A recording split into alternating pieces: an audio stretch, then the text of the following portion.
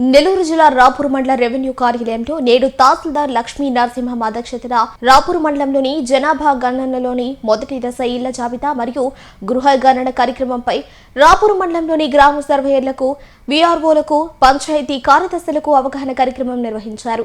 ఈ కార్యక్రమంలో డిప్యూటీ తహసీల్దార్ Ashok, revenue inspector Raviteja తదితరులు పాల్గొన్నారు.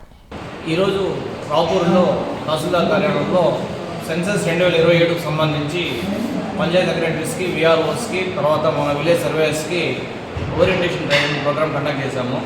ఇది ప్రతి జిల్లాలో అందరికీ కామన్గా ట్రైనింగ్ ప్రోగ్రామ్ జరిగింది. మనకి నెల్లూరు జిల్లాలో జరిగింది.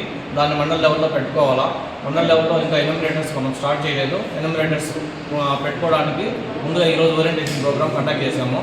ఇదేంటంటే ప్రతి సంవత్సరాలకు ఒకసారి మనకి జనాభా లెక్కలు అనేది మనం లెక్కిస్తాము. ఈసారి 2011 తర్వాత 2021లో జరగాల్సింది కోవిడ్లో భాగంగా పోస్ట్పోన్ అయ్యి ఈ 2027లో జరుగుతుంది. 2027లో జరిగేది కంప్లీట్గా డిజిటలైజేషన్, ఎక్కడ కూడా మాన్యువల్గా ఏం తీసుకోము, డిజిటలైజేషన్ ద్వారా జరుగుతుంది. 2 భాగాలుగా చేస్తాము. ఫస్ట్ భాగం వచ్చేసి మే 1 నుంచి మే 30 వరకు హౌస్ లిస్టింగ్, ఓకేనా, అంటే గృహ గణన మాత్రం జరుగుతుంది. తర్వాత ఫిబ్రవరి 27, 2027లో జనాభా లెక్కిస్తాము.